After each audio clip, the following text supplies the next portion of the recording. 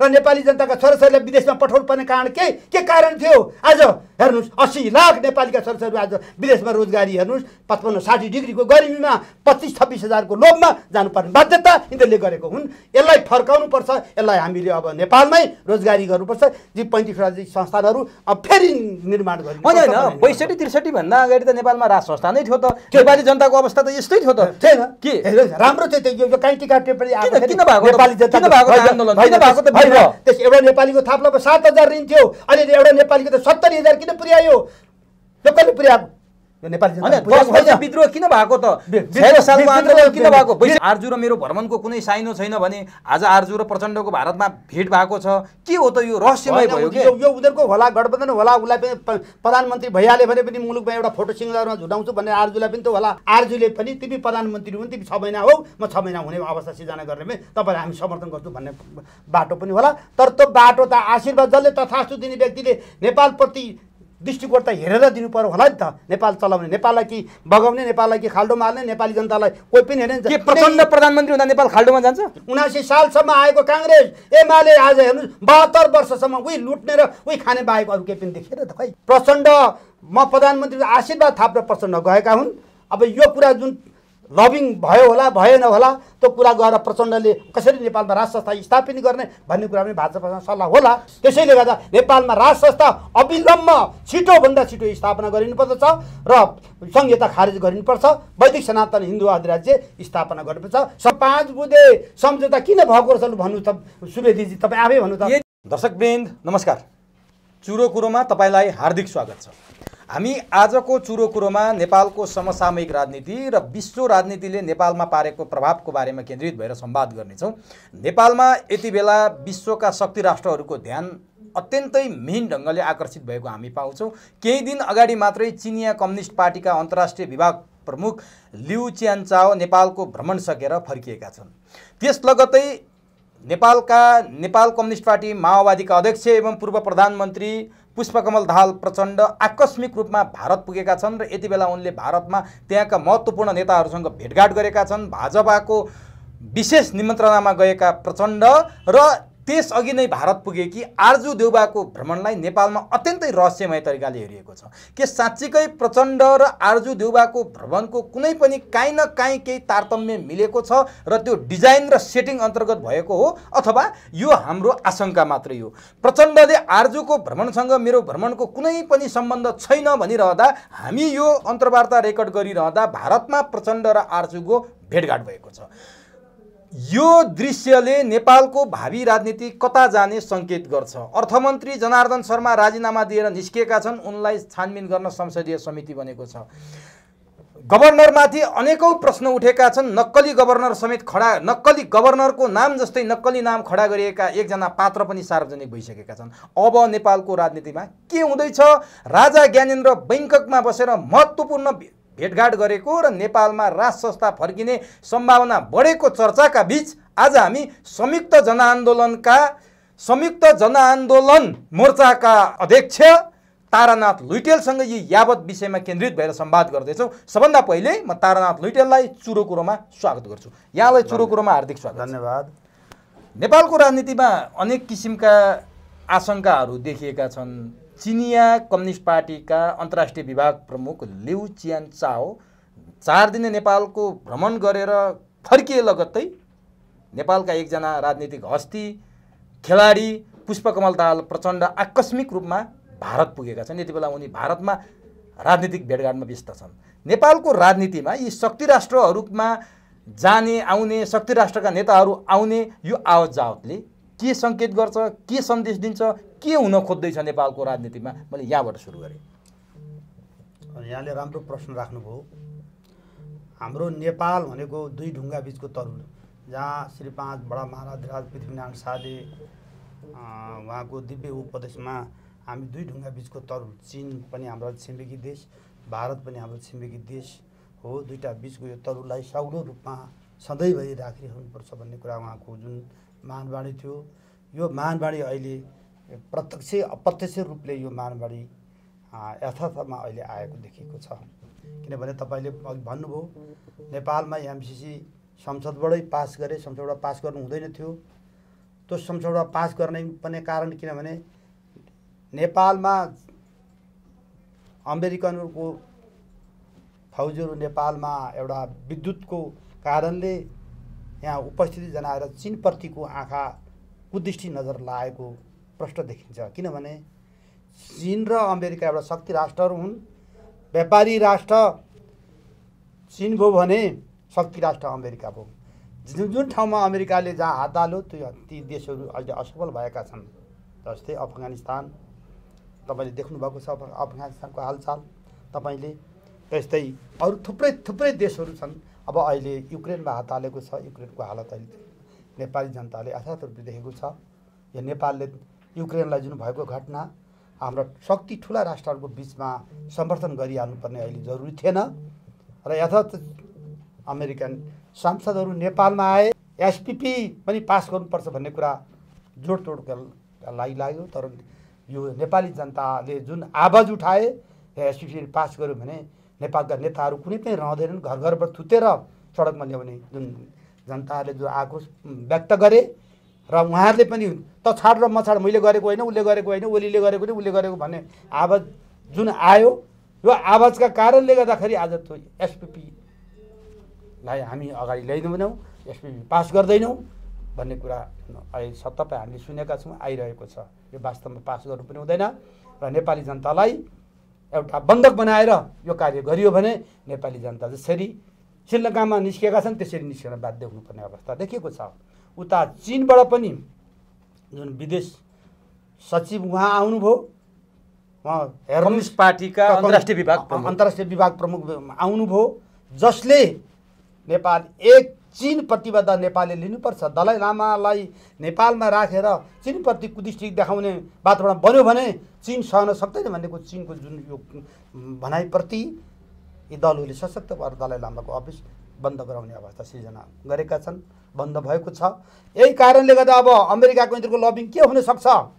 यो चीनप्रति एक चीनप्रति प्रतिबद्धताका लागि चीनका जुन विदेश प्रमुख आउनुभएको हो र यही कुरालाई सबै दलहरूले हामी चीनप्रति प्रतिबद्ध छौँ, एक चीनप्रति हामी कहिले पनि तलमाथि हुन दिँदैनौँ भनेर जुन प्रतिबद्धता गरेका छन्, यो गराएर उहाँ फर्किनु भएको छ। लगत्तै अब यो 17,000 मान्छे मार्ने मराउने जो व्यक्ति अहिले आएर गठबन्धनमा बसेको छ, अब यो चीनतिर फर्केर चीनलाई लबिङ गरौँ भनेर उसले भारतमा गएर होइन म भारतपट्टि नै हुँ, मेरो चीनको कुदृष्टि मैले पर सारिसकेको छु, यो दृष्टि मेरो होइन, त्यसरी म अहिले मुलुकको देउपापछिको अध्यादेशबाट आएको प्रधानमन्त्री पुनः मलाई बनाइनुपर्छ, म बन्नुपर्छ भन्ने कुरा धारणा राखिएको हो र यसैको सिलसिलामा यो अहिले व्यापक रूपले आएको छ। अब ख्यालखालमै हेर्नुहोस्, ल मेरो श्रीमतीलाई पनि प्रधानमन्त्री बनाउँछु। अमेरिकाबाट जुन मैले बिहा गरेर लिएर आएँ, जुलिया चाङले मलाई बिहा बन्धनमा बनाइदिएको हुँ र म मेरो अवश्य इच्छा नेपालको प्रधानमन्त्री भएर मर्ने इच्छा छ भनेर जुन आरजुले यो प्रतिबद्धता जाहेर गरेकी होलिन्, त्यही प्रतिबद्धताका आधारले अहिले भारतमा गएर मलाई पनि प्रधानमन्त्री बन्नुपर्छ, बनाइदिनुपर्छ भने त्यो कहिले पनि हुन सक्दैन। ख्यालखालमै नेपाल देश हो, हेर्नुहोस् राजाले चलाएको देश, 240 वर्षको राज संस्था, एउटा महिलाले हेर्नुहोस् एउटा न मन्त्री उहाँ हुनुभएको छ न उहाँले मन्त्रालय चलाउनु भएको छ, देश चलाउन गाह्रो छ। त्यसैले हेर्नुहोस् गिरिजाप्रसाद तत्कालीन प्रधानमन्त्री स्वर्गीय प्रधानमन्त्री गिरिजाप्रसाद कोइरालाले पनि सुजातालाई प्रधानमन्त्री बनाउने इच्छा प्रकट गरेकै हो, उप प्रधानमन्त्रीसम्म बनाएकै हो, तर पनि उहाँले सक्नु भएन। देश चलाउन त्यति सजिलो छैन। अहिले राजाले जो देउपालाई हेर्नुहोस् यो असक्षम प्रधानमन्त्री हो भनेर त्यसै बर्खास्त गरेको थिएन।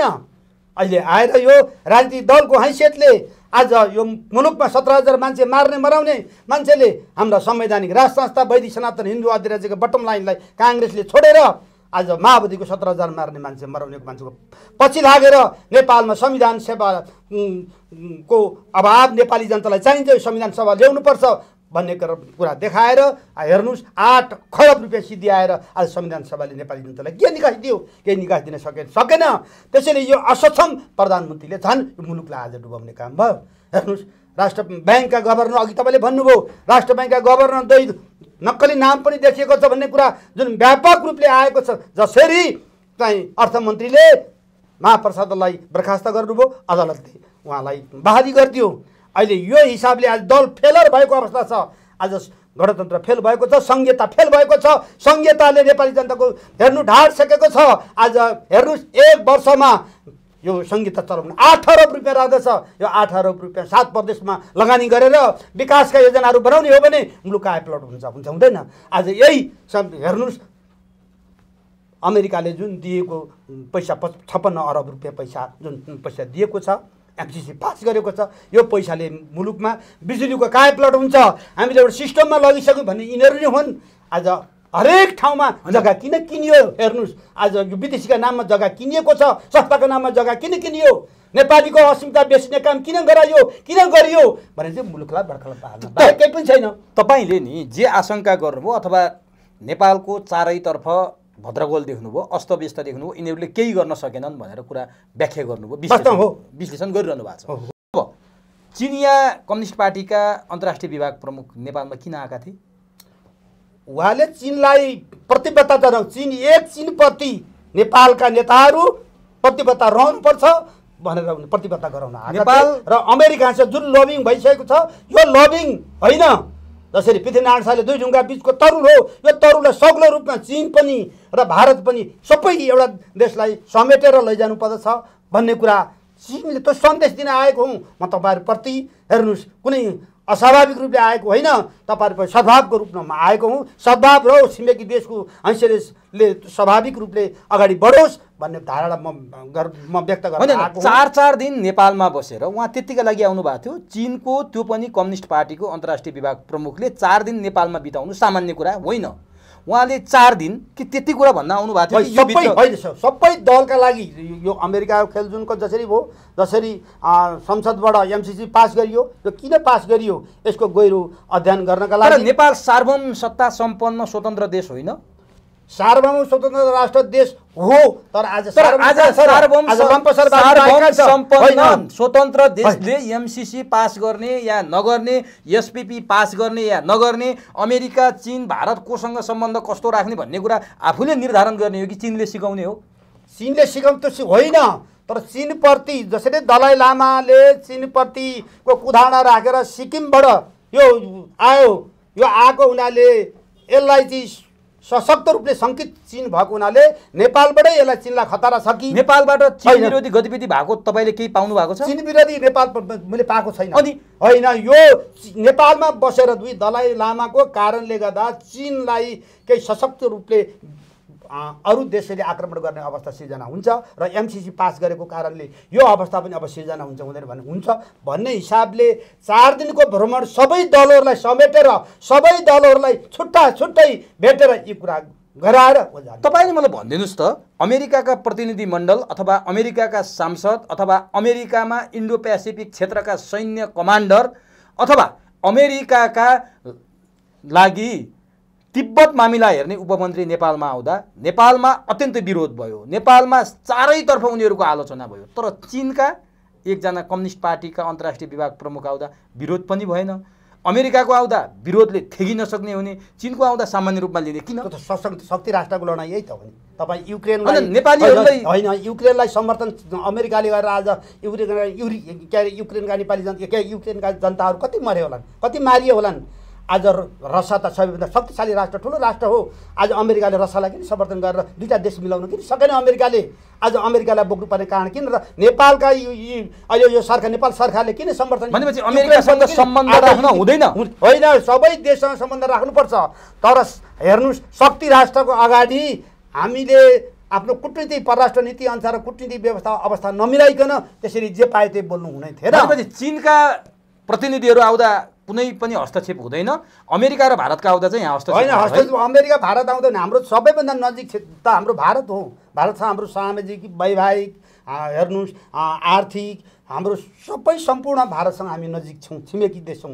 भारतसँग हामीले कहिले पनि कन्भर्सेसन गर्ने अवस्था सिर्जना गरिनु हुँदैन, गर्नु पनि हुँदैन। त्यस्तै चीनसँग पनि नेपालले गर्न सक्दैन र नेपाल गर्न पनि सक्दैन।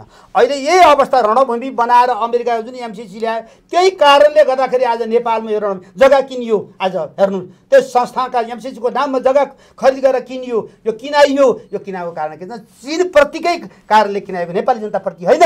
तर भोलि चीन र अमेरिकाको लडाइँमा नेपाली जनता किसिमको अहिले युक्रेनको घटनाले देखेको छ नि। होइन, चीन र अमेरिका लडाई गर्लान् नगर्लान् त्यो छुट्टै कुरो छ। नेपालले टाउको किन दुखाउने भने दुखाउनु हुँदैन थियो त। नेपालले त आफ्नो सार्वभौम सत्ता, आफ्नो सार्वभौम देश, अखण्ड देशलाई बलियो बनाएर लैजानु पर्ने। चीन र भारत अमेरिका ठुला शक्ति राष्ट्रहरू हाम्रा छिमेकी देश हुन् र एउटा हाम्रो अमेरिका पनि एउटा हाम्रो छिमेकी देश नभएर एउटा हाम्रो राष्ट्रको हितको लागि एउटा शक्तिशाली राष्ट्र अमेरिका हो। यो पनि हाम्रो देश हो। यसमा कूटनीतिक सम्बन्ध, परराष्ट्र नीति छैन, परराष्ट्र मन्त्रालय छैन। एउटा हेर्नुहोस्, परराष्ट्र मन्त्रालय कूटनीतिक अवस्थाबाट मात्रै कायम गरिनु पर्थ्यो र प्रधानमन्त्रीले सोझै हस्तक्षेप गरेर गर्नु हुँदैन थियो। यो जुन गरिनु आज परराष्ट्र नीति त फितलो भयो नि मुलुकको। आज जसले यो अवस्था त राष्ट्र संस्था रहँदा त यो परराष्ट्र नीति कहिले पनि फितलो थिएन, अवस्था थिएन।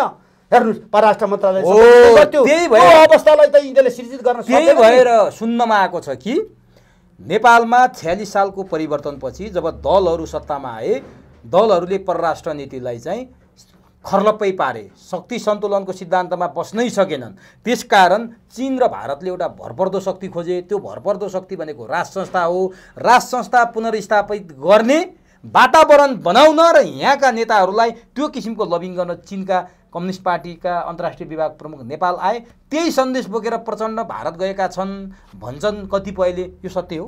होइन, त्यो हुनसक्छ। त्यो हुनसक्छ। अहिले बाहिरको यो कुरा बाहिर आएको छैन। किनभने राजा ज्ञानेन्द्रले त्यस बेला चीनलाई पनि सार्कमा राख्नुपर्छ, समिट गराउनुपर्छ भन्दा राजाको राष्ट्र संस्था गयो। यो हेर्नुहोस्, आई काङ्ग्रेसले राजालाई पाखा लाउने काम गर्यो। हेर्नुहोस्, यही हिसाबले जुन तपाईँले अहिले कुरा गर्नुभयो, भर्खरै मात्र अस्ति ओलीले वैशाख 11 गतेको राजाको भाषण मैले गरिदिएको, राजा र दलहरू बिच भएको 5 बुँदे सम्झौता सही हो भन्ने कुरा बल्ल आयो त अहिले। अब त यिनै दलहरूले अब वकाल्न थाल्यो नि त। राजाले यो कुरा बोल्नु बक्सेको छैन। हेर्नुहोस्, त्यसैले नेपालमा अहिले जुन भ्रष्टाचार सुर्लुममा भएको छ मुलुकलाई आज हेर्नुहोस्, मुलुक कहाँ पुर्याउने कहाँ बिसाउने भन्ने कुरा अब अहिले यो देखिएको छ। मुलुक त यिनीहरूले यो मुलुकलाई त हेर्नु, जापान, अस्ट्रेलिया र अमेरिका जस्तो हामी एउटा यो देश यस्तो बनाउँछौँ कि र नेपाली जनताले विदेश गएर रोजगारी गर्नुपर्ने अवस्था छ। नेपालमै हामी रोजगारी दिलाउँछौँ, घाँस बाँस कपासको ग्यारेन्टी दिन्छु भनेर यिनीहरूले गणतन्त्र ल्याएको नि। गणतन्त्र ठुल्ठुला कुरा गरेको होइन। कङ्ग्रेसले पनि राष्ट्र संस्थाको मुद्दा र हिन्दू धर्मको मुद्दालाई पाखा लाएर गणतन्त्रमा गएको कङ्ग्रेस होइन र? यो जानुपर्ने अवस्था थियो र? आज कम्युनिस्ट, नेपालका कम्युनिस्ट हामी हौँ भन् यी लुटेरा कम्युनिस्ट देखिए। हेर्नु, जसले स्टालिन लेनिनको यो मुद्दालाई विचारलाई उहाँहरूले बोकेर हिँड्नुभयो, तर त्यो विचार लागू गर्न सक्ने अवस्था दुईटा छिमेकी देशको बिचमा लागू गर्न त सक्नु भएन। भनेपछि चिनिया नेता नेपालमा राष्ट्र संस्था फर्काउने वातावरण बनाउन आएका हुन् अथवा छुटिएर टुक्रा टुक्रा भएका कम्युनिस्टहरू जो होइन, यो मुलुकलाई दुईटा देशलाई एउटा इन बिट्विनमा राख्नका लागि चीनले पनि त्यो कुरा सोचेको होला। नेपालमा राष्ट्र संस्था भयो भने चीन बलियो हुने रहेछ भन्ने कुरा सोचेको होला नि। प्रचण्ड म प्रधानमन्त्री आशीर्वाद थाप्न प्रचण्ड गएका हुन्। अब यो कुरा जुन लबिङ भयो होला भएन होला, त्यो कुरा गएर प्रचण्डले कसरी नेपालमा राष्ट्र संस्था स्थापित गर्ने भन्ने कुरा पनि भाजपासँग सल्लाह होला। तर केही दिन अगाडि प्रचण्डले एउटा शब्द बोलेका थिए, संघीयता विरोधीहरू जुर्मराउन थाले। संघीयता विरोधीहरू जुर्मराउनु र संघीयता खारेज हुनु भनेको नेपालमा राष्ट्र संस्था फर्किनु हो भनेर 2 दिन अगाडि मात्रै सही कुरा हो। किनभने के भन्नु होइन, त्यो सही हो, वास्तवमा सही हो। प्रचण्डले पनि भनेको छन् राजा रहँदा सान बान थियो, राष्ट्र संस्था बरु ठिक रहेछ भनेर त केही महिना अगाडि उहाँले बोल्नु पनि भएको छ नि। राष्ट्र संस्था ठिक रहेछ भन्ने कुरा बोल्नुभयो उहाँले। वकिल के कारणले वकाल्नुभयो, तर त्यही हिसाबले अहिले उहाँकै पार्टी देव गुरुङले बोल्नु भइरहेछ, संहितालाई फाल्नुपर्छ, संहिता काम छैन भनेर देव गुरुङले बारम्बार भनिरहनु भएको छ। केपी ओलीले भन्नुभएको छ। हेर्नु, त्यहाँ नेकपा एमालेकोमा धेरै नेताहरूले बोल्न थाल्नुभयो कि अब संहिता काम छैन, संहितालाई तुरन्त खारेज गर्नुपर्छ, यो भारी भयो, भैँसीको सिङ बाख्राको सिङमा जोडेर बाख्राले बोक्न सक्दैन, त्यसरी यो हामी बाख्रा सानो देश हामी बोक्न सक्दैनौँ भन्ने त कुरा आइसकेको छ नि त। केपी ओलीले बारम्बार त्यसो भए चिनिया नेता फर्किए लगत्तै प्रचण्डको आकस्मिक भारत भ्रमणमा हामीले आशंका गऱ्यौँ नेपालमा राष्ट्र संस्था पुनर्स्थापित गरेपछि भारत र चीन सुरक्षित हुन सक्छन् भन्ने। चीन र भारतको घैँटामा घाम लागेको अथवा बिर्गो खुलेको हो भने चिनिया नेता फर्किए लगत्तै आकस्मिक रूपमा प्रचण्ड भारत जानु चाहिँ तारानाथ लुइटेलको विश्लेषणमा चाहिँ के हो? होइन, वास्तव तपाईँले मलाई सही भन्नु, मेरो विश्लेषणमा यही हो। मुलुक चीनप्रतिको प्रतिबद्धता राष्ट्रसँग त यो अवस्था थिएन। चीनप्रतिको एउटा धारणा, एउटा नयाँ धारणा बनाएको परराष्ट्र नीति अन्तर्गत। त्यस्तै भारतसँग पनि बनेको यो अवस्था थियो। भारतीय भूमिमा यिनै नेकपा माओवादीहरू आश्रय लिएर भारतलाई गाली गरेर 17,000 मान्छे मार्ने मराउने काम गरे। अब हामीले गलत बाटो रोजेछौँ, गलत बाटो हामी हिँडेछौँ, अब फर्कुनुपर्छ भन्ने बाध्यता अब प्रचण्डमाथि पनि आइपरेको देखेको छु मैले। त्यसैले गर्दा नेपालमा राज संस्था अविलम्ब छिटोभन्दा छिटो स्थापना गरिनुपर्दछ र संहिता खारेज गरिनुपर्छ। वैदिक सनातन हिन्दू अधिराज्य स्थापना गर्नुपर्छ। सर्वधर्म समभाव पूर्ण धार्मिक स्वतन्त्र सहितको वैदिक सनातन हिन्दू अधिराज्य नेपालमा रहनुपर्छ, हुनुपर्छ भन्ने हाम्रो। अब तपाईँ यो भनिरहनुहुन्छ नेपालमा यस्ता किसिमका अवस्थाहरू देखिए। राजा ज्ञानेन्द्र यति बेला बैङ्ककमा हुनुहुन्छ, उहाँले त्यहाँ पनि थुप्रै संयुक्त राष्ट्र अथवा भारत चीनका प्रतिनिधिहरूसँग भेटघाट गर्नुभयो, गोप्य भेटघाट गर्नुभयो र त्यहाँ कुनै वातावरण बन्दैछ, नेपालमा राज संस्था फर्किने वातावरण बन्दैछ। नेपालमा राज संस्था फर्किने वातावरणका लागि चिनिया कम्युनिस्ट पार्टीका नेता पनि आए, प्रचण्ड भारत गए, के गरे, यताउता भइरहेछ। के बैङ्ककमा कुनै खिचडी पाकेको छ? होइन, खिचडी त पाकेको छैन। कोही अब राजा अहिले स्वतन्त्र रूपले रहनु भएको छ। राज संस्था के त्यस्तो भेटघाट हो कि नेपाल राज संस्था छैन, अहिले नभएको अवस्था हो। हामी गणतन्त्रवादी छौँ, धर्मनिरपेक्षवादी छौँ, हामी संहितावादी छौँ अहिले। तर यी तिनटै चिज गणतन्त्रको बदला राज संस्था रहनुपर्छ, धर्म बदला वैदिक सनातन हिन्दू अधिराज्य रहनुपर्छ, संहिता बदला अखण्ड नेपाल स्वायत्त शासन प्रणाली नेपालमा रहनुपर्छ भन्ने हाम्रो यो चट्टान चाहिँ हाम्रो यो एजेन्डा हो। त्यसै राजा थाइल्यान्डमा जानै नहुने, थाइल्यान्डमा गएर बस्नै नहुने, थाइल्यान्डमा गएर कुरा गर्नु नहुने, पारिवारिक भेटघाट पनि गर्न नपाउनु होइन, उहाँ आफ्नो निजी कामले जानुभएको छ। यसमा कुनै तपाईँले जुन भन्नुभयो त्यसमा तिक्तता छैन। अब राजा अब यही अब 6 गते फर्किनुहुन्छ, उहाँ नेपाल फर्किनुहुन्छ। उहाँले अहिले उहाँको भार केही छैन। त्यति बेला राजाले मेरो सिरपेज जनताको सिरपेज जनतालाई नि सुम्पेको छु। अब यो जब जनतालाई यिनीहरूले घाँस बाँस कपासको व्यवस्था मिलाउन सक्दैनन्, जब यहाँ आक्रान्त हुन्छन्, त्यसबेला म फेरि पुनः यो सिरपेज फिर्ता लिन्छु भन्ने उहाँले जुन भन्नुभएको थियो। र राजा र दलहरू बिच भएको 5 विदेश सम्झौता यथावत रहेको रहेछ भने अब प्रमाणित भएर आयो। के केपी ओलीले साँच्चीकै केपी ओलीले लेख्या हो नि त्यो ड्राफ्ट, तपाईँलाई लाग्छ? अब उहाँले आफैले मैले त त्यति बेला त्यो ड्राफ्ट लेखेर राजाले पढेपछि राजाले चाहिँ एमाले सरह 85 जना सांसद सरह नेकपा माओवादीका सांसदलाई टिको लाएर संसदमा भित्रिएको होइन र राजाले संसद बिम्ताइदिएपछि त्यसपछि सन्तर्फबाट राज संस्था र वैदिक सनातन हिन्दू अधिराज्य फाँकेको नि टेबल ठोकेर यिनीहरूले त्यति बेला अन्तरिम कानुनमा पनि कुनै ठुला निर्णय गर्नु पर्दाखेरि हामीले नेपाली जनतालाई सोध्छौँ। नेपाली जनता नि जनता हुन्, नेपाली जनता नि जनाधार हुन् र नेपाली जनता सार्वभौम हो भनेर यिनीहरू भन्ने अहिले यिनीहरूले आफैले एक्लै बटम टेबल ठोकेर किन गरे? यो गर्ने निर्णय यिनीहरूलाई कसले दियो? जनताले दिएको हो र? होइन, केपी ओलीले लेख्या हो र ड्राफ्ट लेखेको। अब उहाँले आफूले भनेपछि मैले यसको त काहीँ दाय विरुद्ध आएन नि। यो बिना प्रसङ्ग यस्तो बेला केपी ओलीले यो कुरा किन बोल्यो होला नि जस्तो लाग्छ? होइन, उहाँले अब यो मुलुकमा संहिता त उहाँले अब नेपाली जनताको लागि यो हितकार छैन, नेपालमा संहिता चाहिँदैन उहाँले भन्नुभयो। र त्यस बेलाको त्यो राजालाई स्थापना राजा जुन बाहिर जाने जुन एउटा भाषण उहाँले एउटा वक्तव्य उहाँले जारी गर्नको लागि थियो, यो वक्तव्य बोल्नुपर्छ भनेर केपी ओलीले ड्राफ्ट गरेको हुन्छ। आजको समयमा केपी ओलीले बोल्नुको कारण चाहिँ के हो? यो बेला बोल्नु कुरा अब मुलुकमा राज संस्था भयो भने मुलुक नरहने। केपी ओली राज संस्था फर्काउन चाहन्छन्? चाहनुपर्छ, होइन प्रचण्डले पनि चाहनुपर्छ, देउपाले पनि चाहनुपर्छ। केपी ओलीले मात्रै होइन, यो कुरा त नेपाली जनताले बुझ्न जरुरी छ। नभए 5 बुँदे सम्झौता किन भएको रहेछ भन्नु त सुवेदीजी, तपाईँ आफै भन्नु त। यदि चाहेनन् केपी ओली, प्रचण्ड र देउबाले राजा फर्काउन चाहेनन् र नेपालमा राज संस्था फर्केन भने के हुन्छ? देश रहन सक्दैन। तपाईहरु सधैँ यस्तै भनेर जनतालाई त्रासमा राख्नु। सिक्किम जसरी ल्यान्ड दर्जाको कारणले सिक्किम विलय भयो भारतमा, यो अवस्था। अनि राजा नभएका अरू मुलुक रहेका छैनन् र? खै त होइन, सबै देशमा राजा छ र? राजा त हेर्नुहोस्, क्यानाडा बेलायतको महारानीले 46 देशमा राज्य गरेको छ। खै ती देशहरू त सुखी छन्, ती देशहरू धनी छन्, त्यहाँका जनताहरू सुखी छन्, तर नेता गरिब छन्। तर नेपालमा राजाले के बिगारेको थियो? राजाले बिगारेको त केही थिएन नि। राजाले सही ट्र्याकमा लगेको थियो। राजाले हेर्नुहोस्, महेन्द्रले हेर्नुहोस्, पूर्वपश्चिम राजमार्ग राजाले बनाइदिएको थियो। यत्रा 35वटा संस्थानहरू नि हेर्नुहोस् त्यति बेला राजाले महेन्द्रले नेपालमा स्थापना विभिन्न देशले आज ती चट्टीको कौडीको मूल्यमा ती संस्थानहरू यिनीहरूले किन बिक्री गरे र नेपाली जनताका छोराछोरीलाई विदेशमा पठाउनु पर्ने कारण के कारण थियो? आज हेर्नुहोस् 80 लाख नेपालीका छोराछोरी आज विदेशमा रोजगारी हेर्नुहोस्, 55-60 डिग्रीको गर्मीमा 25-26 हजारको लोभमा जानुपर्ने बाध्यता यिनीहरूले गरेको हुन्। यसलाई फर्काउनुपर्छ। यसलाई हामीले अब नेपालमै रोजगारी गर्नुपर्छ।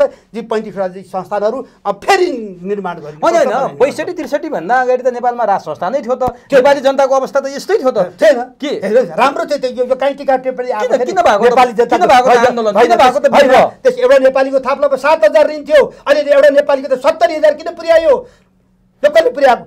यो नेपाली जनता विद्रोह किन भएको त? 6 सालको आन्दोलन किन भएको? 62-63 किन भएको त? विद्रोह त लुट्न पाइने भनेर आएको। अब प्रश्न देखियो, हामीले लुट्न पाएनौँ, हाम्रा परिवारहरूले खान पाएनन्, परिवार हुन पाएन, यही कारण लुट्न पाइएन। अब हामीले आएर लुट्छौँ, यिनीहरूलाई पाखा लाउँछौँ भनेर खोक्रा आश्वासन नेपाली जनतालाई दिएर अनि मान्छे मार्ने मराउने काम गरेर नयाँ मुलुक बनाउँछौँ हामी। यो हेर्नुहोस्, अमेरिकालाई साम्राज्यवादी अमेरिकालाई भनेर यो भारतलाई पनि हामी विस्तारवादी भनेर सुरुङ खनेर हामी भारतसँग लडाइँ गर्छौँ भने प्रचण्डको त्यति बेलाको आह्वान थियो, त्यति बेला बनाइदियो। त्यो तथ्यता अहिले देखियो र एउटा केपी ओली र प्रचण्ड एउटा ठुलो शक्ति निर्माण गरेका लागि तयार भएर बसेका होइनन्। हामी यो महँगा सकुशल हामी एयरपोर्टमा हामी झार्छौँ, ल्याउँछौँ, हामी 2टा ड्राइभर छौँ, हामी पाइलट छौँ, यो मुलुकलाई हामी बनाएर छाड्छौँ भनेको होइन।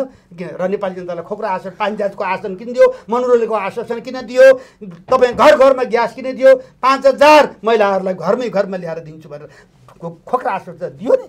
तर यो खोइ पुरा हुन सक्दैन। तपाईँले मलाई एउटा टुक्रा कमिसहरू किन टुक्रा भए लुट्न पाइने भनेर तपाईँ भनिदिनुहोस् त। प्रचण्ड आकस्मिक रूपमा गएको कुरा त हामीले अघि लबिङको कुरा पनि गऱ्यौँ, राज संस्थाको चीनको भ्रमणको कुरा जानकारी गराउन गएको। तर कतिपयको आशंका छ नि, प्रचण्ड भारत जानुको कारण चाहिँ आरजु देउबा हुन्। आरजु देउबाले तारतम्य मिलाएर प्रचण्ड भारत पुगे। यिनीहरूलाई अब आउने निर्वाचनपछि आलो पालो प्रधानमन्त्री बनाउन नरेन्द्र मोदीको रोहबरमा यो काम हुँदैछ, जुन कुरा आरजुले अगाडि नै गएर वातावरण गराइन्। अबको चुनावपछि आरजु र प्रचण्ड पालै पालो प्रधानमन्त्री हुने, नेपालमा कम्युनिस्टहरूलाई मिल्न नदिने, प्रदेशमा सङ्घमा काङ्ग्रेस र यी अरू दलहरूको बिचको गठबन्धन यथावत राख्ने र उनीहरूले नै मिलिजुली खाने भन्ने नरेन्द्र मोदीको रोहबरमा यो कुरा हुँदैछ भन्ने हामीले सुनिरहेछौँ। वास्तवमा के हो? यदि त्यसो भयो भने नेपालमा तपाईँहरूले राज संस्था फर्काउने भने त स्यालको सिङ खोद्या जस्तो हुने भयो, राज संस्था पनि फर्किने भएन। तपाईँहरू त तलै बसेर सधैँभरि सडकमा बसेर ढुङ्गा हानेर कराउने बाहेक केही नहुने भयो है। त्यही देखियो नि। तपाईँले एउटा कुरा राम्रै कुरा भन्नुभयो, त्यो कुरा ठिक हो। तर मलाई भारतीय जनता पार्टीका प्रधानमन्त्री नरेन्द्र मोदीको कुरा राख्नुभयो, मलाई यो होला जस्तो लाग्दैन। हेर्नुहोस्, यो अहिले पनि अब त भारतीय प्रधानमन्त्रीको पनि नेपालप्रति के कस्तो अवस्थासम्म देखियो त।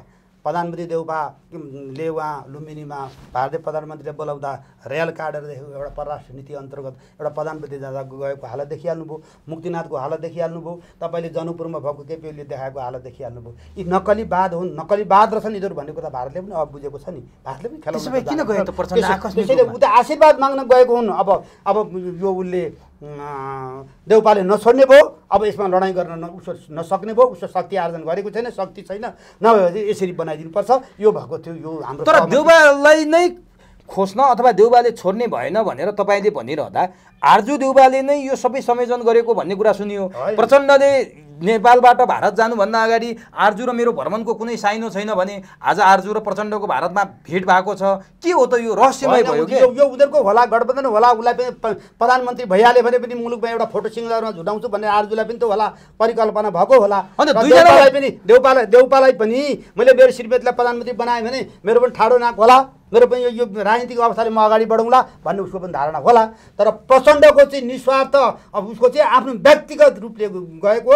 यसैमा आरजुले पनि तिमी प्रधानमन्त्री हुन्, तिमी 6 महिना हो, म 6 महिना हुने अवस्था सिर्जना गर्ने भने तपाईँलाई हामी समर्थन गर्छौँ भन्ने बाटो पनि होला। तर त्यो बाटो त आशीर्वाद जसले तथास्तु दिने व्यक्तिले नेपालप्रति दृष्टिकोण त हेरेर दिनु पर्यो होला नि त। नेपाल चलाउने, नेपाललाई कि बगाउने, नेपाललाई कि खाल्डो मार्ने, नेपाली जनतालाई कोही पनि हेरेन। के प्रचण्ड प्रधानमन्त्री हुँदा नेपाल खाल्डोमा जान्छ?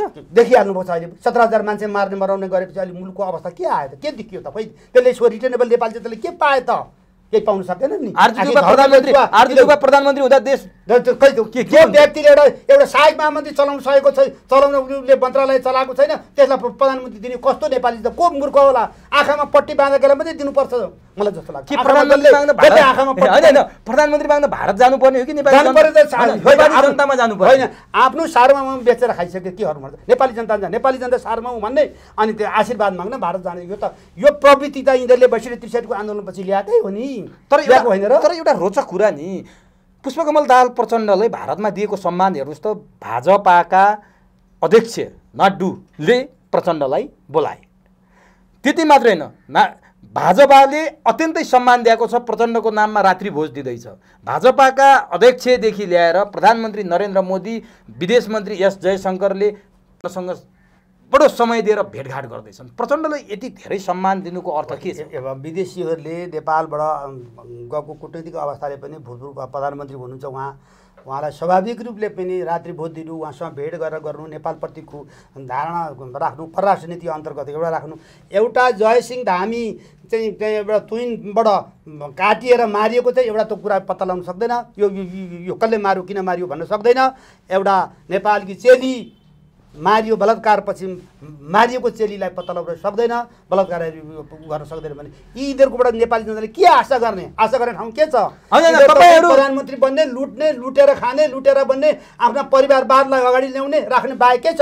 यही श्रीलङ्काको बाटोमा मुलुक हिँडेको छ, फिजीकरणको सिक्किमीकरणको बाटोमा अब मुलुक हिँडेको छ। अब नेपाली जनता सशक्त रूपले सडकमा आउनुपर्छ। संयुक्त राष्ट्र जनआन्दोलन मोर्चाका अध्यक्षको हैसियतले सम्पूर्ण नेपालीहरूलाई सडकमा आन्दोलित हुन म आह्वान पनि यही भदौको दोस्रो हप्ता शीतल निवास र बालुवाटारमा जसरी श्रीलङ्काको राष्ट्रपति निवासमा चाहिँ त्यहाँका जनताहरू गएर राष्ट्रपति निवास कब्जा गरे नि, तपाईहरुसँग खै त हिम्मत? कहिले जानुहुन्छ शीतल निवास, कहिले जानुहुन्छ बालुवाटार? हिम्मत छ? त्यो जानलाई हिम्मत छ, हिम्मत राखेर संयुक्त राष्ट्र जनआन्दोलनमा अगाडि आएको छ, हिम्मत छ। नेपाली जनताले साथ दिनुपर्छ, नेपाली जनता सडकमा आउनुपर्छ। मैले यही तपाई जान सक्नुहुन्छ शीतल निवासमा गएर कमान्डिङ गर्न सक्नुहुन्छ? म जान तयार छु, म मर्न तयार छु नेपाली जनताको हितको लागि, तर नेपाली जनता सडकमा आउनुपर्छ। नेपाली जनतालाई आह्वान होइन, श्रीलङ्काका जनता त्यसरी सडकमा सडकमा आउने वातावरण किन बनाउन नसके? बनाउन अब त्यही अहिले पनि प्रचण्ड देउबा र ओलीको पक्षमै रहेछन्। यो त लुट, मैले भने नि त, पैसाका अगाडि हेर्नुहोस्, जनता बेकुब, तिनै व्यक्तिको विरोध गर्ने, चुनावमा तिनै व्यक्तिलाई भोट दिने भने तिनै हेर्नुहोस्। 2007 सालदेखि 79 सालसम्म आएको काङ्ग्रेस एमाले आज हेर्नुहोस् 72 वर्षसम्म उही लुट्ने र उही खाने बाहेक अरू केही पनि देखिएर त खै के देखियो र? राजा मन्दिरले 17 सालमा त्यसै पञ्चायती व्यवस्था त्यसै ल्याएको होइन त? 30 वर्ष पञ्चायती व्यवस्था रहँदा केही ऊ भएको थियो? आज हेर्नुहोस्, हस्पिटल भत्काउने, पञ्चायत भत्काउने, सारा पुलहरू भत्काएर आज नेपाली जनताले के पाए त? आज पाउने काम केही देखाइयो? उही त्रसित वातावरण बनाएर हामी यो मुलुक सिङ्गे मुलुक हामी बनाउँछौँ, यो मुलुक यस्तो बनाउँछौँ भन्ने व्यक्ति आज किन यस्तो हल्लनटाल भएर आशीर्वाद माग्न हिँड्नुपर्ने? भारतलाई विस्तारवादी भन्ने अनि भारतसँग आशीर्वाद माग्न यही व्यक्ति जाने भने यस्तो व्यक्तिबाट नेपाली जनताले अब के आशा गर्छन् गर्ने ठाउँ छ र?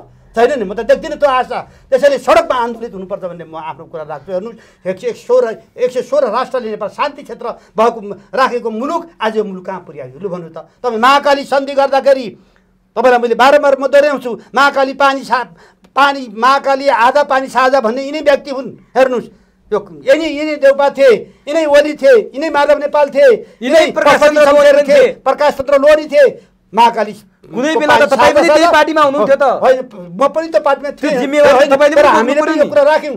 तर हेर्नुहोस्, महाकाली साझा पानी आधा पानी 1/3 भाग हेर्नुहोस्, नेपालमा टुठर भारतमा पानी गएको लगेको छ। त्यसबाट 1 खरब 20 अरब रुपियाँ नेपाली जनतालाई आउँछ भन्ने यिनै व्यक्ति होइनन्? खोइ त पैसा आजसम्म त पैसा कहाँ छ? 1 खरब 20 अरब नेपाल कहाँ प्लट हुन्छ?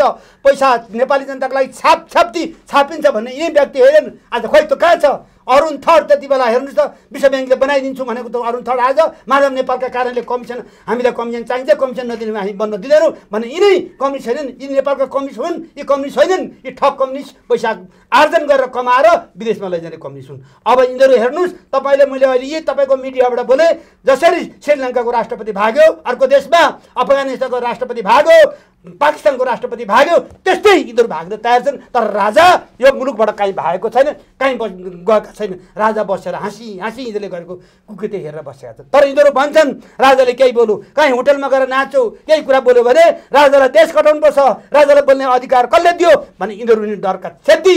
राजाले बोल्न नपाउने एउटा स्वतन्त्र नागरिकले बोल्न पाउँदैन, तर तपाईँहरू राजा राजा भन्नुहुन्छ, राष्ट्रिय प्रजातन्त्र पार्टी तपाईँले नाम लिनुभयो राजा राजा भन्ने, त्यो राष्ट्रिय प्रजातन्त्र पार्टीभित्रको आज हालत हेर्नुहोस् त। आज राजेन्द्र लिङ्गदेनले केही गर्न पनि सकेका छैनन्। राजेन्द्र लिङ्गदेनप्रति मान्छेको आशा कहाँ थियो? आज कमल थापाले बाहिर बसेर राप्रपा नेपालमा बसेर राप्रपामा भाँड भैलो गरिदिए भन्ने कुरा छ। दिल विकास भण्डारीहरू त्यहाँ चाहिने तपाईँको कुन्ती साईहरूको त्यहाँ हरकत हेर्नुहोस् त राष्ट्रिय प्रजातन्त्र पार्टीमा। तपाईँ राजा चाहियो भन्ने यस्तो गर्नुहुन्छ, जनताले कसरी विश्वास गर्ने? के भएको राप्रपामा? म अहिले त्यहाँ छैन, मैले संयुक्त एजेन्डा त मिल्छ नि, एजेन्डा मिल्छ छैन। त्यसै भएर राप्रपाका पनि आन्दोलनमा आउनुपर्छ। हेर्नुहोस्, ब्यालेटबाट होइन बुलेटबाटै अब हामीले राज संस्था स्थापित गर्नुपर्दछ। अहिलेसम्मका मुलुकमा आन्दोलनबाटै बुलेट भने के तपाईँहरू के सशस्त्र गर्ने हो? ब्यालेटबाट हामीले गर्न सक्दैनौँ। बुलेट भनेको आन्दोलनबाटै हामीले अगाडि जानुपर्छ, सशक्त रूपले आन्दोलन गर्नुपर्छ। राप्रपा पनि त्यो आन्दोलनमा सरिक हुनुपर्छ। राप्रपा आफै विलकबन्दमा सडकमा आउनुपर्छ र सन्थलो राज संस्था ल्याउँछु भन्ने कुरो दिवा सपना हो। टुक्रा टुक्रा पर्न थालिसक्यो फुटेर राप्रपा। हेर्नु त जतिसुकै फुटेर म त्यसमा छैन। मैले आफ्नो संयुक्त राष्ट्रिय जनआन्दोलन मोर्चा बोकेर हिँडेको हुनाले राप्रपाका विद्यार्थीलाई पनि आह्वान गर्न चाहन्छु, आन्दोलनमा सडकमा आउँ, आन्दोलनमा सबै सहयात्री यात्री भएर जाउँ भन्ने म गर्छु। र कमल थापालाई पनि त्यही म धारणा राख्छु। कमल थापा राजै मान्नुहुन्न नि? कमल थापा त उसले हिन्दू धर्म बोकेर हिँडेको छ। राजा पनि कमल थापाले हेर्नुहोस्, दुःखको बेला राज संस्था बोकेर हिँडेको व्यक्तिले अहिले मान्दिनँ भने धर पाउँछ र? नेपाली जनताले कठालो समाएर उसलाई पनि सडकमा ल्याउँछन्। उसले पनि राज संस्था मान्दिनँ भन्ने धर पाउँछन् र? अहिले एउटा कसैले केही गरेर उहाँलाई चाहिँ दुरुपयोग गर्यो भन्दैमा उहाँले त्यो कुरा बोल्नु कसले गर्यो? दुरुपयोग कसले गर्यो? कमल थापा होइन, कमल थापालाई सब उहाँको लाग्छ सचिवहरूले गर्दाखेरि मलाई हराउने काम गर्यो। यो कारण मैले यसरी राजसत्ता दुरुपयोग चाहिँ कसले गर्यो? दुरुपयोग यो त सचिवहरूले गरेको भन्ने उहाँको जुन छ नि, जुन उहाँले बोल्नु बारम्बार। अब अन्तिममा तपाईँहरू त राजा चाहिन्छ भनेर, राजा नभई मुलुक रहँदा पनि रहँदैन सुवेदी भाइ। अनि राजाको जन्मोत्सव केही दिन अगाडि मात्रै मनाइयो। राजा 76 वर्षमा प्रवेश गर्नुभयो गएको असार 23 गते। के गर्नुभयो तपाईँहरूले राजाको जन्मोत्सव? राजाले आफूले नै नमनाउने भनेर हुनुहुन्थ्यो, तपाईँहरूले चाहिँ के गर्नुभयो? राजालाई तपाईँहरूले यति उत्तेजित पारिरहनु भएको छ, उहाँको भावना के छ बुझ्नु भएको पनि छैन। राजा गद्दीमा बस्न चाहनु भएको छ कि छैन, सिरपेज पहिरिन चाहनु भएको छ कि छैन, तपाईँहरू किन यसरी विवादमा ल्याइरहनु भएको छ? के छ उहाँको राय? उहाँलाई म तपाईँलाई हार्दिक अनुरोध तपाईँको मिडिया मार्फत सबै नेपाली जनतालाई गर्न चाहन्छु। बेलायतको राज संस्था पनि एउटा खेती गरेर बसेको राज संस्थालाई ल्याएर बेलायती जनताले राख्नु पर्यो। कम्बोडियामा त्यही अवस्था भयो, थाइल्यान्डमा त्यही अवस्था भयो। हरेक देशमा हेर्नुहोस्, मैले अघि भने 46 देशमा बेलायतको राजाले राज्य गरेछ रानीले। त्यसैले नेपालमा पनि राजाले म अब राजा हुन्छु। हेर्नुहोस्, जब उहाँले अनियमित तरिकाले टिके संसदबाट हटायो भने राजाले केही बोल्नु भएको छैन। तिमीहरू गर्यौ, नेपाली जनतालाई सुख शान्ति देऊ, नेपाली जनतालाई घाँस बाँसको कपासको व्यवस्था गर, विकासको लहर फैलाऊ। राजाले आफ्नो सिरपेज जनताको सिरपेज जनतालाई दिएको भनेको होइन र राजालाई त आएर बसिदेऊ भनेर नेपाली जनताले भन्नुपर्छ, हामीले भन्नुपर्छ। त्यसैले गर्दा राजा ब्याङ्ककमा आफ्नो निजी काममा गएर उहाँ बस्दा पनि राजाले धर्न पाउने हामीले त्यो दिन 23 गते हामीले श्री 5 महाराज ज्ञानेन्द्र विक्रम सरकारको 76औं जन्मोत्सव हामीले भाट बटिने महाराजमा भेला भएर निर्मल निवासमा आएर हामीले दुबोको माला फुल गुच्छाहरू उहाँलाई हामीले चढायौँ र भन्यौँ धेरै धेरै शुभकामना। पुनः फेरि राज संस्थाबाट नेपाली जनताको सेवा गर्ने मौका यहाँलाई मिलोस् र हार्दिक हार्दिक हार्दिक शुभकामना र शुभकामना। के 76 वर्षमा राजा ज्ञानेन्द्र फेरि गद्दीमा फर्किने सम्भावना आउनै पर्छ? नाइ नेपाली जनताले हेर्नुहोस्, यति दुःख पाउँछन्, यति दुःख पाउँछन्। राजा आएर एउटा ट्र्याक वाइज चेन्ज भएर अगाडि बढ्दछ, त्यो बढाउनु पर्छ। त्यसैले त्यही दिन भनेको छु, भिरकुटी मण्डपबाट पनि भेला भएर हामीले त्यही दिन सशक्त रूपले भेला भएर हामी राज दरबार अगाडि गएर हामीले बृहत कार्यक्रम आफ्नो धारणा राख्यौँ। राजा जसरी 28 गते त्यहाँबाट चाहिँ पत्रकार सम्मेलन गरेर बाहिर बक्सियो, त्यति बेला माओवादी काङ्ग्रेस एमाले आजै गई बाहिर जा भनेको थियो। केही त्यसै अनुसार अब यो 76 सालमा राजा यही गेटबाट भित्र पस्नुपर्छ भन्ने हामीले सन्देश नेपाली जनतालाई दिउँ। नेपाली जनता सडकमा आउनुपर्छ, राजा बचाउनुपर्छ, राज संस्था ल्याउनुपर्छ। हरेक देशमा यस्ता राज संस्थाहरू नेपाली हरेक देशका जनताले ल्याएको प्रमाण ज्वलन्त प्रमाणहरू छन्। हामीले नेपालमा पनि अब नेपाली जनता जाग्नुपर्छ। नेपाली जनताले राज संस्था ल्याउने तयारीका साथ संयुक्त राष्ट्रिय जनआन्दोलन मोर्चालाई सहयोग गरेर सडकमा आउने आह्वान गर्न चाहन्छु। हस्, धन्यवाद समय र संवादका लागि तपाईँलाई हार्दिक धेरै धेरै धेरै धन्यवाद। मैले 3 पटक तपाईँको मिडियामा अन्तर्वार्ता दिएँ, ज्यादै खुसी छु म। तपाईँले जुन कुरा राख्नुभएको छ यी कुराहरू नेपाली जनताका लागि सशक्त जागरुक बनाइदिनु भएको छ। तपाईँलाई धेरै धेरै धन्यवाद।